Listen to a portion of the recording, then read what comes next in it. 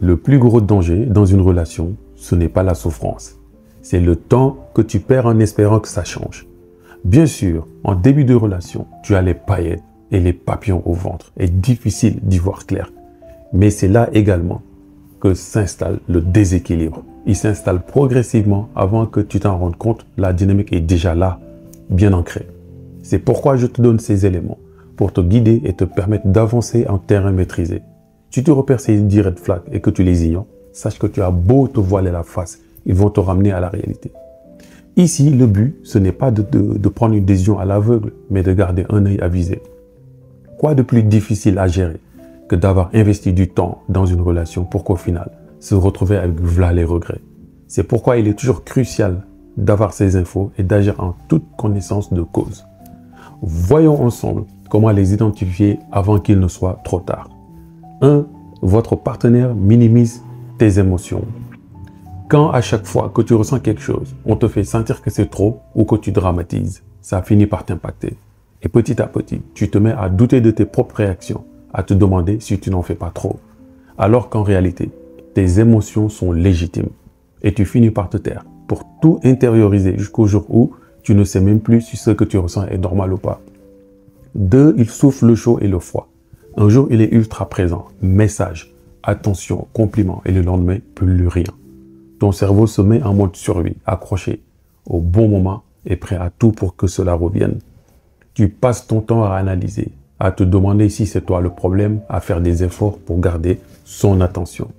Et à force d'être sur des montagnes russes émotionnelles, tu oublies ce que c'est une vraie stabilité. 3. Il évite les conversations sérieuses. Il va te dire on en parlera plus tard. Pourquoi tu prends tout trop à cœur? Tu sens bien qu'il y a des sujets qu'il ne veut pas du tout aborder. À chaque fois que tu essaies, il change de sujet, plaisante ou même s'énerve. Tu finis par t'auto-censurer, par garder tes questions pour toi. Parce que de toute façon, tu sais déjà qu'il n'y répondra pas. 4. Il critique sans arrêt ce que tu fais. Pourquoi tu t'habilles comme ça, ce genre de choses? Tu es sûr que c'est une bonne idée? Au début, tu te dis, ce sont juste des petites remarques. Puis, sans même t'en rendre compte, tu commences à adapter tes choix, à te remettre en question, à éviter tout ce qui pourrait déclencher une critique. Un jour, tu réalises que tu n'oses même plus être pleinement toi-même. 5. Il est différent en public et en privé. Avec les autres, il est solaire, attentionné, drôle. Avec toi, c'est une autre personne. Tu te demandes même parfois si tu n'inventes pas ce décalage. S'il est capable d'être aussi bien avec les autres, tu vas te dire, alors peut-être que c'est moi qui provoque son attitude distante quand nous sommes seuls. Et c'est là que le doute commence à s'installer. 6. Il parle mal de tous ses ex. Toutes mes ex étaient folles. J'ai toujours été avec des manipulatrices. Et tant que tu es avec lui, tout va bien.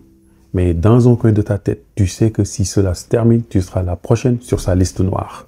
Et plus le temps passe, plus tu te demandes comment il parle de toi dans ton dos. 7. Il ne célèbre pas tes victoires. Il va dire « ouais, cool ». Mais ce n'est pas non plus incroyable, quelque chose qui te rabaisse. Tu es fier de toi, tu partages ta réussite et en face, à peine une réaction. Une remarque qui refroidit l'ambiance, un commentaire qui minimise l'importance de ce que tu viens d'accomplir. Et petit à petit, tu cesses même de partager tes succès parce que tu sais qu'au lieu d'un encouragement, tu risques juste de te sentir bête. 8. Il ne respecte pas tes limites. Franchement, tu fais une histoire pour rien. Il va te dire. D'abord, il insiste sur de petits trucs juste pour voir. Puis, il teste des choses beaucoup plus grandes, beaucoup plus importantes. À chaque fois, il pousse un peu plus loin jusqu'à ce que tu ne saches plus où mettre la barrière. Et à force de céder, tu oublies même où est-ce qu'il était au départ. 9. Il se fait de toi sa seule source de bonheur. Sans toi, je ne suis rien. Ce genre de déclaration, il va te dire. Au début, c'est flatteur. Ça donne l'impression d'être essentiel. Mais très vite, ça devient étouffant. Si tu veux prendre du temps pour toi, il le vit comme un rejet. Si tu t'éloignes un peu, il te fait sentir coupable. Et à la fin, tu n'oses plus rien faire sans te demander comment il va le prendre. 10. Tu ressens un malaise, mais tu restes quand même. Tu sais que quelque chose cloche, mais tu n'arrives pas à partir. Car trop d'investissement, trop d'espoir, trop de souvenirs. Alors tu te rends compte que ça va s'arranger, que ce n'est pas si grave, que tu n'es peut-être pas prête à tout lâcher. Mais au fond, tu sais déjà ce que tu ressens. Sache que les red flags ne disparaissent pas, ils s'amplifient avec le temps.